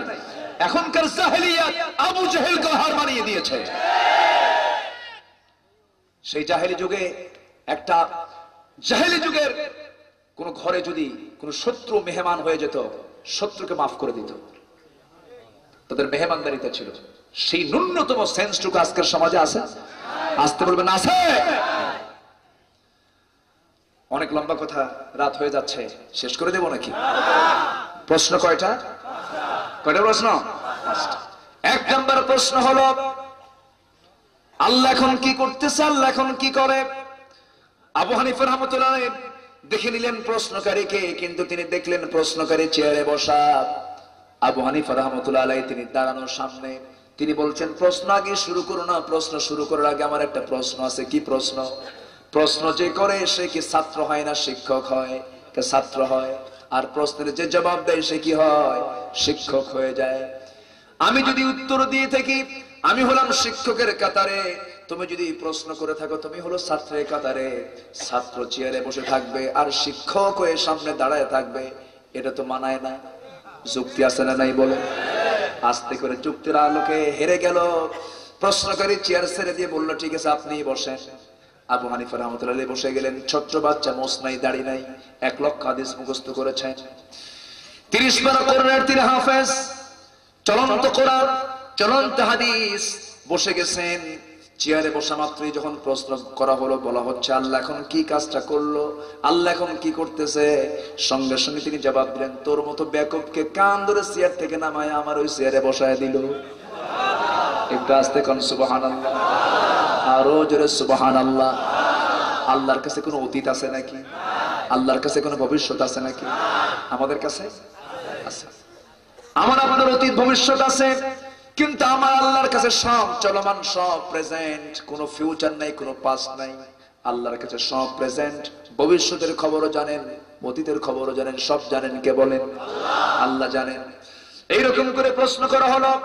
নাম্বার 2 প্রশ্ন হলো, আল্লাহর আগে কে ছিল? তিনি বললেন, এই জবাবটা দেব, তবে শর্ত হলো তোমরা আমার সামনে যে অঙ্ক বেশি ভালো জানে তাকে আমার সামনে হাজির করো। সামনে হাজির করা হলো। আবু হানিফা রাহমাতুল্লাহ আলাইহি বললেন, শোনো, গুনতে থাকো 1 থেকে, ধারাবাহিক ভাবে সোজা ভাবে গুনতে থাকো, 1 2 3 4 5 6 7 8 9 10। থেমে যাও। থেমে গেছে। এবার বলতেছে, সোজা হয়ে না গুনে এখন উল্টা করে গুনো, 10 9 8 7 6 5 4 3 2 1। এর আগে কি? এর আগে কিচ্ছু নাই। আমার আল্লাহর আগেও কিচ্ছু নাই। একটু আস্তে কোন সুবহানাল্লাহ, আরো জোরে সুবহানাল্লাহ। সবকিছুর উৎস আছে না নাই? সবকিছুর উৎস কে? আসতে বলবেন না কে? সকল ক্ষমতার উৎস কে? জনগণ। এই চেতনা লালন করার মতো কিছু লোক আছে না নাই? সকল ক্ষমতার উৎস জনগণ। এই কথা বললে ঈমান থাকবে? আন্নাল কুওয়াতা লিল্লাহি না লিন-নাসি? আন্নাল কুওয়াতা লিল্লাহি জামিআ। সকল ক্ষমতার উৎস কে? আল্লাহ। আমার বন্ধুগণ, এই যে ঈমান যারা রাখে তারাই হচ্ছে মুমিন। আর মুমিন বান্দারা ঈমান এনে ঈমানের বলে বলিয়ান হয়ে তারা চারটা কাজ করবে। কয়টা কাজ করবে বলেন? আল্লাহ সুন্দর করে বলেন তারা সেই চারটা কাজ কি করবে? ভ্রাতৃত্বের বন্ধনাবদ্ধ হয়ে তারা চারটা কাজ করবে। এক নাম্বার কাজ হলো ইয়া'মুরুনা বিল মা'রুফি ওয়া ইয়ানহাউনা আনিল মুনকার ওয়া ইউকিমুনাস সালাতা ওয়া ইউতুনাজ যাকাতা ওয়া ইউতিউনাল্লাহা ওয়া রাসূলাহু উলাইকা সায়ারহামুহুমুল্লাহ ইন্নাল্লাহা আজিজুন হাকীম। জোরে বলুন আল্লাহু আকবার। এক নাম্বার কাজ হলো সৎ কাজের আদেশ দেওয়া, অসৎ কাজের বাধা। অসৎ কাজের বাধা। নিষেধ তো কেমন নিষেধ? বা এই কাজটা কইরো না, এর মধ্যে কোনো কি ঝাঁজ আছে? চোট আছে? না। আল্লাহ রাব্বুল আলামিন নিষেধের কথা বলেন নাই। আল্লাহ বলছেন সৎ কাজের অর্ডার দাও, অসৎ কাজের বাধা প্রদান করো। ভাই এই কাজটা করো না, এই কাজটা করা ভালো না, এই কাজ করতে দেওয়া যাবে না। আল্লাহ পাক এটা করতে বলেছেন। আমার দেশে কিছু দায়ী আছেন, দাওয়াত দেন, দিনের দাওয়াত দেন, দিনের তারা মেহনত করেন। ভাই যা করো করো, নামাজটা পড়ো। এরকম লোক আছে না নাই বলে? সুদের ব্যাংকে চাকরি করো, এরপরে অকাম কুকাম যাই করো, নামাজটা পড়ো, তাসবিহ তাহলিল করো, তুমি জান্নাত পেয়ে যাবে। না না, এমন করে দাওয়াত দেওয়া যাবে না। দাওয়াতের সিস্টেম হলো জীবনের সকল জায়গায় আইন মেনে চলতে হবে। কার? আবার বলে জানার নাম ঈমান নয়, মানার নাম ঈমান। আপনি মানবেন কেমনে না জানলে? কি আমার কথা কি বুঝে যাচ্ছে? আল্লাহ পাক আগে মানতে বলেছেন না জানতে বলেছেন? আগে জানতে বলেছেন। জানার নাম ঈমান না, মানার নাম ঈমান। এই কথাটা সম্পূর্ণ কাল্পনিক, মিথ্যা, বানোয়াট কথা। জানতে হবে, মানতেও হবে। কারণ না জেনে যদি ইবাদত করি, সেই ইবাদত কি সঠিক হবে নাকি?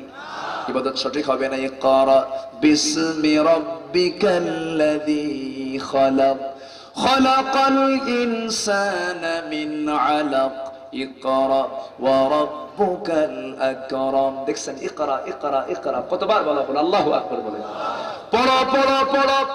আল্লাহ পাক বারবার বলতে বলছেন হাল ইয়াস্তাভিল্লাযীনা ইয়া'লামুনা ওয়াল্লাযীনা লা ইয়া'লামুন হাল ইয়াস্তাভিল আ'মা ওয়াল বাসীর আফালা তুবসিরুন।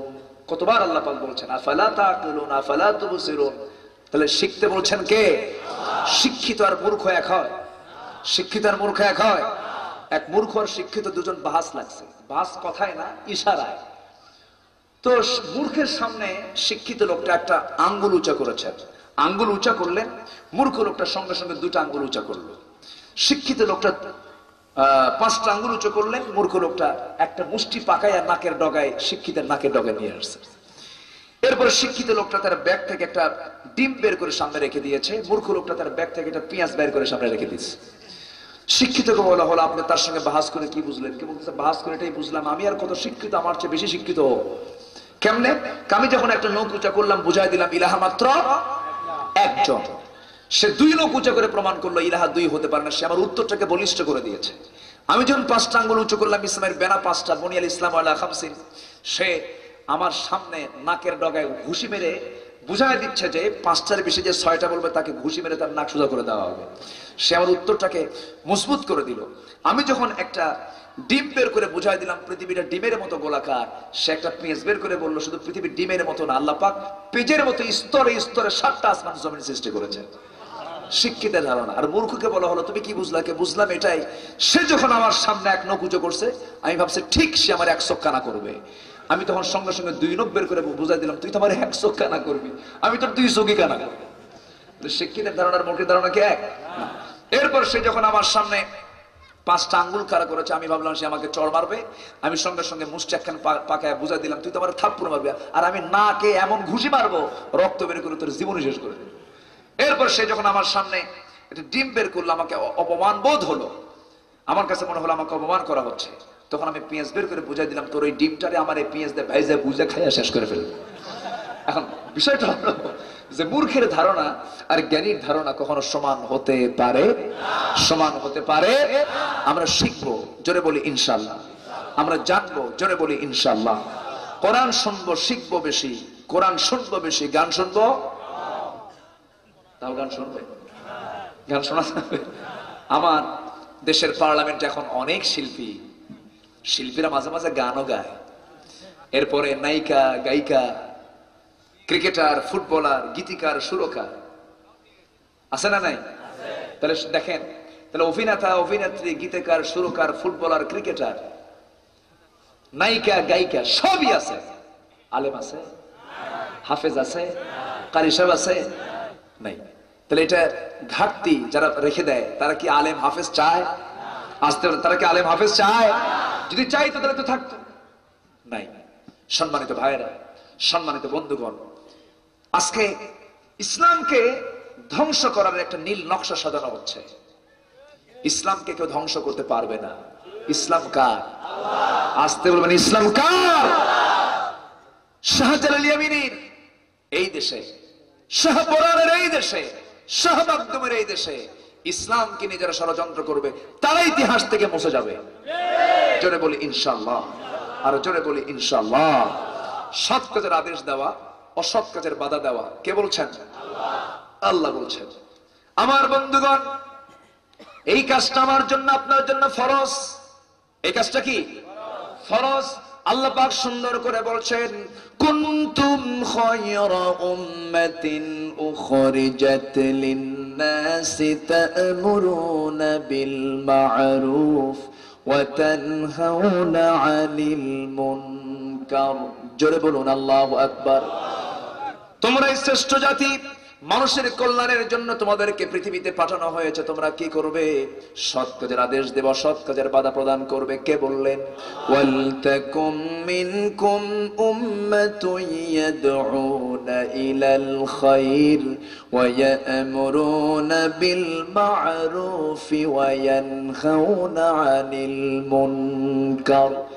সৎ কাজের আদেশ দেবে, অসৎ কাজের বাধা প্রদান করবে। আর মুনাফিকরা তার উল্টা করে। মুনাফিকরা কি করে? ওয়াল মুনাফিকিনা ওয়াল মুনাফিকাতু আউলিয়াউ বা'দ ইয়া'মুরুনা বিল মুনকারি ওয়া ইয়ানহাউনা আনিল মা'রুফ। তারা কি করে? সৎ কাজের বাধা দেয়, অসৎ কাজের তারা অনুমতি দেয়, অসৎ কাজের তারা অর্ডার দিয়ে দেয়, মাহফিল বন্ধ করে দেয়, যাত্রা চালু করে দেয়। আছে না? মাহফিল বন্ধ করে দেয়, সিনেমা চালু করে দেয়। আমার দেশের সিনেমাগুলো চলতে চলতে দেশের সিনেমাগুলো বন্ধ করে দিল। দেশের প্রযোজকদের ভাত কাপড় সব বন্ধ করে দিয়া ভারতকে খুশি করার জন্য ভারত থেকে আমদানি করলো সিনেমা। আছে না নাই? এখন দেশীয় সিনেমা না ভারতীয় সিনেমা? দেশীয় নাটক না ভারতীয় নাটক? সব কিছু ভারতীয়, সব ভারত। আমার বন্ধুগণ, আজকে আমার দেশের মা বোনদের যে অবস্থাটা সৃষ্টি হয়েছে, এই সকল কাজগুলো ভালো কাজ না খারাপ কাজ? আল্লাহ পাক সুন্দর করে বলেছেন, সৎ কাজের আদেশ দাও, সৎ কাজের বাধা প্রদান করো। এই যে ভারতীয় চ্যানেলগুলোর নাম জানো কি কি? স্টার জলসা, স্টার প্লাস, তারপরে জি সিনেমা, আর কি জি বাংলা, এই যে কিরণমালা নাকি, আচ্ছা আরো কি কি সব। এই যে অবস্থা, কি যে নেশা, মানে এত নেশা। স্বামীকে বলে তুমি আমার তালাক দাও, তাও আমি মানতে রাজি আছি, একবেলা ভাত দিও না তাও মানতে রাজি আছি, কিন্তু আমি সিরিয়াল কিন্তু ছাড়বো না। আসেন এরকম? আসে না? আসে না? আসে না? আসে। মায়েরা কি মাহফিল আছে? শেষ করে দেবো নাকি? মায়েরা মাহফিল আসেন নাকি? আচ্ছা, হ্যাঁ, ও ফজর, ফজর সবাই ফজর পর্যন্ত থাকবেন। সেদিন পেকুয়াতে এক মাহফিলে এক বুড়ো চাচার সামনে থেকে দাঁড়ায় বলে, আর ফজরলতি থাকবো। আমি আর বুঝি না, বুঝলেন তো? ওই লাইনটা মুখস্থ করছে, আর ফজরলতি থাকবো।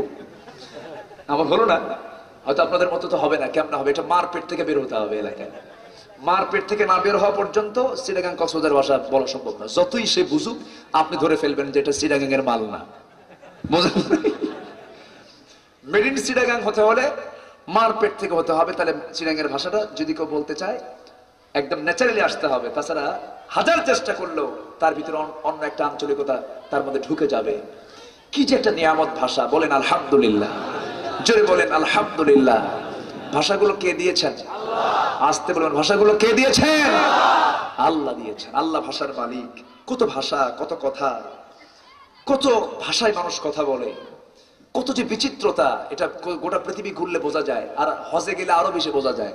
গোটা পৃথিবী ঘুরলে কিন্তু সব জায়গায় আপনি এক জায়গায় সব লোক পাবেন না। মক্কায় গেলে পাওয়া যায় না? মক্কায় গেলে গোটা দুনিয়ার লোক আসে, সব ভাষার লোক আসে।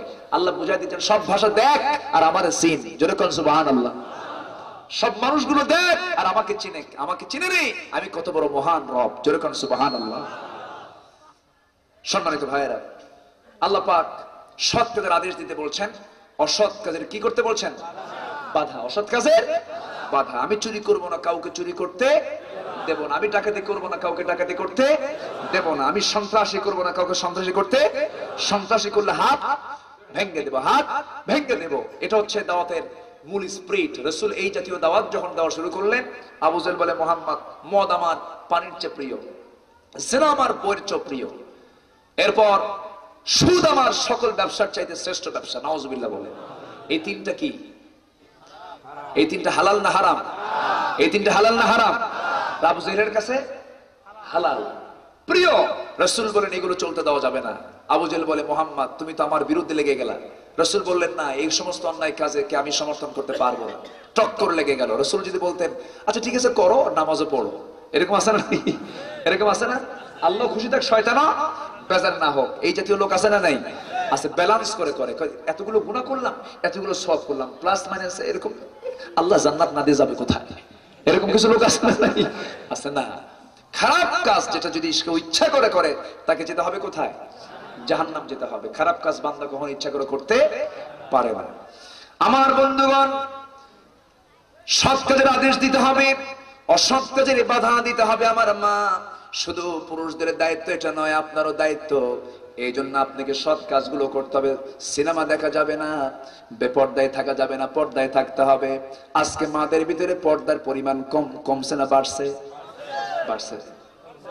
পর্দার পরিমাণ বাড়ছে না কমে গেছে? আজ থেকে 10 বছর আগেও যদি মাদের দিকে লক্ষ্য করতাম, পোশাক অনেক শালীন ছিল, ভদ্রচিত পোশাক ছিল। সেই পোশাকগুলো আজকে আছে না নাকি? সেই পোশাক আছে? কাপড় কমতে কমতে এত কমে গেছে, কয়েকদিন পর যে কি হবে আল্লাহই জানে। অথচ বোরকা পরার হুকুম কে দিয়েছেন? আসতে বলবেন না, কে দিয়েছেন? আল্লাহ দিয়েছেন। কিন্তু আজকে যারা বোরকা পরে তাদেরকে সন্ত্রাসীর পোশাক বলা হয়, জঙ্গির পোশাক বলা হয়। কয়েকদিন আগে 2.5 মাসের বাচ্চা কোলে বোরকা পরে কোরআনের তালিমে বসেছিলেন। কোরআনের তালিম হচ্ছে, কোরআনের বৈঠক হচ্ছে, কোরআন শুনতে বসেছে 10-12 জন মহিলা। সেখানে ছোট্ট একটা বাচ্চা কোলে, 2.5 মাস বয়স, সিজারিয়ান মহিলা, তার বাচ্চাটা সিজারে বের হয়েছে, তাকে নিয়ে 9 দিনের রিমান্ড দিয়েছে। আজকে আমরা কোথায় আছি? আজকে আমরা কোথায় আছি? সম্মানিত ভাইয়েরা, আমার সম্মানিত মা, আপনাকে এই সমস্ত সৎ কাজের বিরুদ্ধে আপনাকে প্রতিবাদের ঝড় তুলতে হবে। অন্যের বিরুদ্ধে আপনাকে সোচ্চার হতে হবে। কোন মহিলা যদি 4টা কাজ না করে, 4টা কাজ যদি না করে, স্বামী তার স্ত্রীকে মারতে পারে। স্বামী তার স্ত্রীকে মারতে পারে। কোন স্ত্রী যদি 4টা কাজ না করে, কটা কাজ? এত বড় করে বলেন কি মারবেন টারবেন নাকি আপনারা? দেখেন না, 60টা, মানে শোনার লক্ষ্য যে বাড়িতে যে আমার মারবে। কয়টা কাজের জন্য মারা যাবে? 4টা কাজের জন্য। এখন আমার মায়েরা হয়তো মনে মনে চিন্তা করতেছে, হুজুর শেষ সময় এসে আপনি এটা কি বলা শুরু করলেন? আমার স্বামীর যে মেজাজ, আর আপনি যদি মারার অর্ডার দিয়ে যান তাহলে তো আমার বেড়েই ফেলবে। 4টা কাজ আমার মা, আমি এখন কি বলবো, উপায় তো নাই, বলতে হবে। 4টা কাজে যদি মেয়েরা অস্বীকৃতি জানায়, স্বামী তার স্ত্রীকে মারতে পারে। 1 নম্বর কাজ হলো, কোন স্ত্রী যদি 5 ওয়াক্ত নামাজ না পড়েন। নাম্বার 2 হলো, রমজান মাসে রোজা যদি না রাখেন। নাম্বার 3 হলো, স্বামীর যদি সৎ আনুগত্য না করেন। নাম্বার 4 হলো, সতীত্বের হেফাজত যদি না করেন, পর্দায় যদি না থাকেন। এই 4টা অপরাধের কারণে, 4টা ভুলের কারণে স্বামী তার স্ত্রীকে মারতে পারে, কিন্তু মারার ক্ষেত্রে সাবধানতা হলো স্ত্রীকে যদি কোনো স্বামী মারতে যায় 5 জায়গায় মারতে পারবে না। মাথায় মারতে পারবে না, মুখেও মারতে পারবে না, হাতেও মারতে পারবে না, বুকে মারতে পারবে না, পিঠে মারতে পারবে না, মারার জায়গায় তো শেষ। চান্সে ছিলেন নাকি? চান্সে ছিলেন? আমার মায়েরা কেবল একটু একটু খুশি হচ্ছে, হুজুর আর একটু ক্ষণ। এখন বিষয় হলো আপনি যদি মারতে যান এই 5 জায়গায় মারতে পারবেন না, আবার যদি মারতেও যান যে লাঠিটা ব্যবহার করতে যাবেন সেই লাঠি হতে হবে সর্বোচ্চ 9 ইঞ্চি। 9 ইঞ্চি লাঠি হয়, লাঠি হয় না মেসোয়াক হয়। মেসোয়াক হয়ে গেল। কোন লোকের সামনে যদি আপনি মেসোয়াক দিয়ে যদি তাকে মারতে যান, তখন কেউ কি বলবে মারতেছে না, কৌতুক করতেছে। কি করতেছে? মারার কোনো সুযোগ নেই। আমার মায়েরা খুব খুশি, হুজুর খুব খুশি হলাম। মা, আপনাকে যে সম্মান ইসলাম দিয়েছে, কিন্তু আপনাকে সে সম্মান টিকে রাখতে হবে, সে মর্যাদা আপনাকে রক্ষা করতে হবে। আপনার জন্য জান্নাতে যাওয়া খুব সহজ ছিল, কিন্তু মেয়েরা কি জান্নাতে বেশি যাবে না জাহান্নামে বেশি যাবে? জাহান্নামে বেশি যাবে। এর অন্যতম কারণ হলো পর্দাহীনতা। আল্লাহ পাক মাদেরকে পর্দায় থাকার তৌফিক দান করুন। জোরে বলি আমিন। রাসূল কোনদিন কোন স্ত্রীকে মেরেছেন এমন কোন হাদিস আছে? কোনদিন কোন স্ত্রীকে মেরেছেন এমন কোন রেকর্ড নাই। বরং রাসূলের স্ত্রী ছিল একাধিক। একাধিক স্ত্রী যার, তার দায়িত্ব কম না বেশি? তার দায়িত্ব কম না বেশি? বেশি দায়িত্ব এবং কষ্ট বেশি। ব্যালেন্স করা খুব কঠিন, কারণ মেয়েদেরকে ব্যালেন্স করা কত যে কঠিন। মেয়েরা সোজা হারে না বাঁকা হারে? সোজা হারে না বাঁকা হারে? বাঁকা হারে সৃষ্টি। এই জন্য তারা সৃষ্টিগত দিক থেকেও বাঁকা, চলাফেরার দিক থেকেও একটু বাঁকা। নবীজির সামনে এই ওঠে কেন? এই যে ভাইরা, মা মুশকিল, একটু বসেন। একটা লোক ওঠেন না, আমি খুব খুশি হয়েছে, এই ক্যারিয়ারটা একটু টিকে রাখেন। সবাই বসে পড়েন, আর একটু সময় আমি কথা বলি। একটু বসুন, আর একটু সময় আমরা বসে দোয়া করে যাই। বসেন। তো এ পর্যন্ত কিন্তু ওঠেন নাই আপনারা। আমরা শেষ পর্যন্ত থাকবো না ইনশাআল্লাহ? জি আমরা শেষ করে দেব। তো 4 জন স্ত্রী আমার নবীজির সামনে বসে। কয়জন? 4 জন।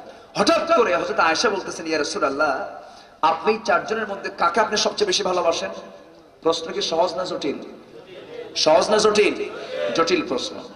আমার রাসূল বললেন, শোনো আয়েশা, তুমি আমাকে যে প্রশ্ন করেছো এই প্রশ্নের জবাব আমি আজকে এখন দেব না, আগামীকালকে এই সময় দেব। 24 ঘন্টা সময় নিলেন।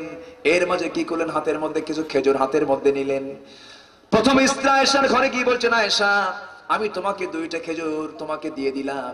এই 2টা খেজুর আমি তোমাকে দিয়েছি, এই কথা কেউ যেন না জানে, অন্য স্ত্রী যেন আমার না জানে। দ্বিতীয় স্ত্রী ঘরে গিয়া 2টা খেজুর দিয়ে বললেন, এই যে তোমাকে দিলাম, কেউ যেন না জানে।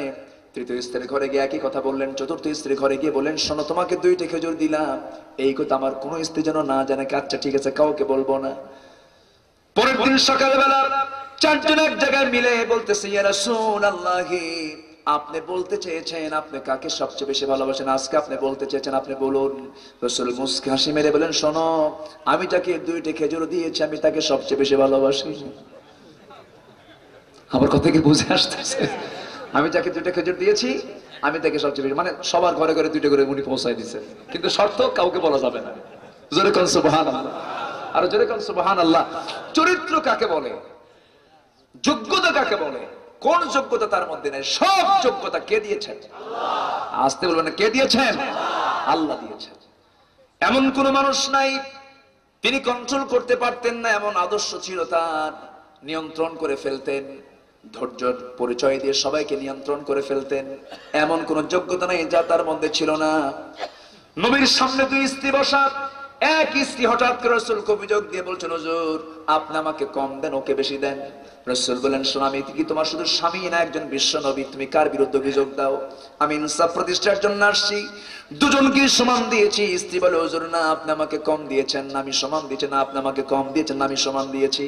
রাসূল শেষ পর্যন্ত মনে মনে চিন্তা করেন, ওর সঙ্গে তর্ক বিতর্ক করে আমি পারবো না, কারণ ওদের মুখে কথা বেশি। জুলুম থেকে মাজলুমদেরকে বাঁচায়া দাও।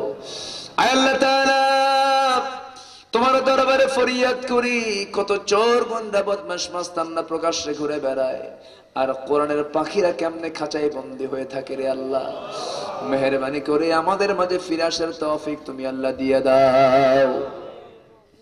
আয় আল্লাহ তাআলা, এই মুনাজাত আমার জীবনের শেষ মুনাজাত হতে পারে, এই চাওয়াটা আমার জীবনের শেষ চাওয়া হতে পারে আল্লাহ, তোমার দরবারে যদি ফিরে যেতেই হয় আল্লাহ, মেহেরবানি করে শহীদ মওতের মধ্য দিয়ে আমাদের সবাইকে ফিরে যাওয়ার তৌফিকটা দিয়ে দিও। মরতে হবে যখন আল্লাহ, শহীদ মওত ছাড়া আমাদেরকে মৃত্যু দিও না। আয় আল্লাহ তাআলা, তোমার দরবারে ফরিয়াদ করি, একদিন তো দুনিয়া থেকে বিদায় হয়ে যাব, কেউ তো বাঁচার জন্য আসি না, একদিন তো মরে সবাইকে যেতেই হবে। সুন্দর বাড়ি ছিল, টান মেরে ঘর থেকে বের করে দেবে, স্ত্রী সঙ্গে সঙ্গে বলে ফেলবে, স্বামী আমার বলে বলে যাও, আজকে তো বলেও গেলে না। সন্তানগুলো কাঁদবে আর বলবে, বাবা প্রত্যেক দিন হাত ভরে কত ফলমূল কিনে আনো, আজকে কিছুই কাটবা না বাবা। কোন জবাব দিতে পারবো না, আমাকে শূন্য হাতে ঘর থেকে বের হতে হবে, আমাকে ঘর থেকে বের করে দেবে।